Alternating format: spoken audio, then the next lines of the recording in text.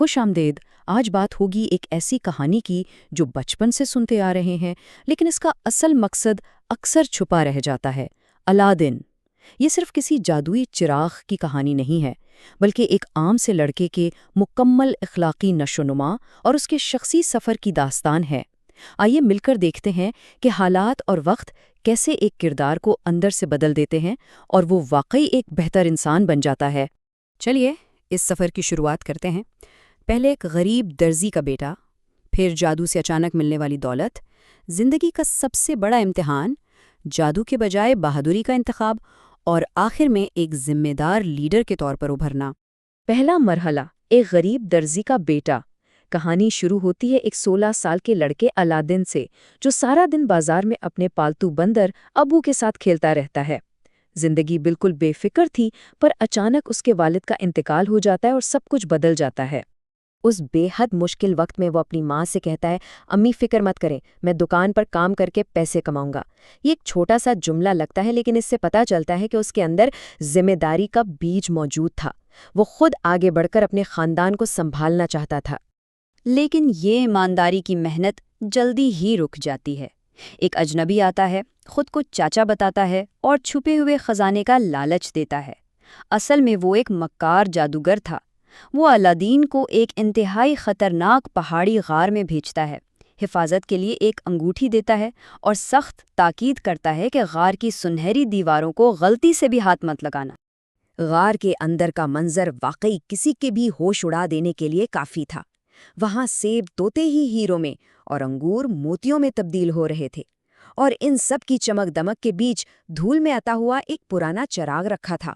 ایک بھوکے اور غریب لڑکے کے لیے یہ آسانی سے ملنے والی امیری کی دنیا کی پہلی جھلک تھی، جس نے سب کچھ پیچھے چھوڑ دیا۔ یہاں سے دوسرا مرحلہ شروع ہوتا ہے، جادو اور آسانی سے ملنے والی دولت۔ جادوگر کے اس دھوکے کے باوجود انگوٹھی کی مدد سے وہاں سے بچ نکلنے میں کامیابی ملتی ہے اور چراغ گھر آ جاتا ہے۔ گھر پر جب انجانے میں چراغ رگڑا جاتا ہے تو ایک عظیم الشان جن سامنے آ جاتا ہے۔ اب یہاں جو بات واقعی سب سے زیادہ دلچسپ ہے وہ یہ ہے کہ جن آتے ہی کہتا ہے، میں آپ کا غلام ہوں۔ یہ مکمل فرما برداری اصل میں ایک ایسی زندگی کی نمائندگی کرتی ہے جہاں کسی ذاتی کوشش یا محنت کی ضرورت ہی نہ رہے۔ یہ عظیم طاقت ذاتی نشو و نما کو بالکل روک دیتی ہے اور محنت کرنے کا وہ شروعاتی ارادہ وہیں دم توڑ دیتا ہے۔ خواہشات کا یہ سلسلہ تیزی سے بڑھتا چلا جاتا ہے۔ ایک دن میں چاندی کی پلیٹیں، ایک ہفتے میں شہزادی کے لیے ہیرے موتیوں سے بھرے 40 تھال، اور پھر صرف ایک مہینے کے اندر راتوں رات ایک پورا عالیشان محل تعمیر ہو جاتا ہے۔ یہ مکمل طور پہ ایک شارٹ کٹ کا دور تھا، جہاں ہر چیز فوراً اور بنا کسی کوشش کے مل رہی تھی۔ لیکن پھر آتا ہے تیسرا مرحلہ، کہانی کا سب سے بڑا امتحان۔ یہاں ایک زبردست موڑ آتا ہے جب اس مکار جادوگر کو پتہ چل جاتا ہے کہ چراغ کہاں ہے، اور وہ دھوکے سے شہزادی سے نئے چراغ کے بدلے پرانا چراغ لینے میں کامیاب ہو جاتا ہے۔ چراغ ملتے ہی جادوگر محل اور شہزادی دونوں کو ایک دور دراز صحرا میں بھیج دیتا ہے۔ سلطان غصے میں آ کر صرف 4 دن کی مہلت دیتا ہے کہ شہزادی کو ڈھونڈو، ورنہ سر قلم کر دیا جائے گا۔ ایسے میں ایک بہت بڑا سوال پیدا ہوتا ہے، کیا اب بھی کسی جادوئی معجزے کا انتظار کیا جائے گا، یا اپنی اصل قابلیت ثابت کرنے کا وقت آ گیا ہے؟ چوتھا مرحلہ، جادو سے زیادہ بہادری کا انتخاب۔ یہ اس سفر کا عروج ہے جہاں آخر کار مسائل حل کرنے کے لیے چراغ کا انتظار کرنا چھوڑ دیا جاتا ہے۔ اور یہ بات اس چیز کی بہترین مثال ہے کہ اصل نشوونما کیا ہوتی ہے۔ یہاں جادو کا استعمال صرف اتنا ہوتا ہے جتنی ضرورت تھی۔ جادوئی انگوٹھی سے صرف صحرا میں محل کو ڈھونڈا جاتا ہے۔ اس کے بعد الادین چپکے سے اندر جاتا ہے، شہزادی کے ساتھ مل کر ایک زبردست پلان بناتا ہے۔ شہزادی جادوگر کی توجہ ہٹاتی ہے اور اس کی پیالی میں بے ہوشی کا شربت ملا دیتی ہے۔ یہ پوری طرح سے ذہانت اور ٹیم ورک کا مظاہرہ تھا۔ آئیے آگے بڑھتے ہیں اور دیکھتے ہیں کہ کرداروں کا یہ فرق یہاں کیسے واضح ہوتا ہے۔ جادوگر مکمل طور پر چرائے ہوئے جادو اور دھوکے پر منحصر ہے، لیکن دوسری طرف بہادری، حکمت عملی اور شہزادی کے ساتھ ایک زبردست پارٹنرشپ کا سہارا لیا گیا۔ اسی حکمت عملی کی بدولت چراغ واپس ملتا ہے اور جادوگر کو صحرا میں ہمیشہ کے لیے چھوڑ دیا جاتا ہے۔ پانچواں اور آخری مرحلہ، ایک ذمہ دار لیڈر بننا۔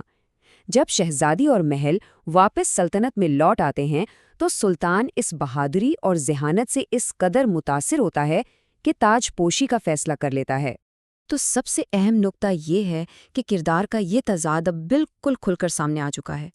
کہاں وہ ایک عام سا لڑکا جو دولت کے لیے مکمل طور پر جنوں پر بھروسہ کرتا تھا، اور کہاں وہ لیڈر جس نے خود آگے بڑھ کر مشکل کا سامنا کیا، سلطنت کی حفاظت کی، اور صرف خواہشوں سے نہیں بلکہ اپنے کاموں سے سلطان کا تاج حاصل کیا۔ اس پورے اخلاقی ارتقاء پر نظر ڈالیں تو یہ سفر محنت کرنے کی ایک عام سی خواہش سے شروع ہوا تھا، پھر لامحدود جادوئی شارٹ کٹس نے راستہ بھٹکا دیا، لیکن جب تمام سہولتیں اور جادو چھن گیا تو مصیبتوں پر صرف ذہانت اور مل جل کر کام کرنے سے قابو پایا گیا۔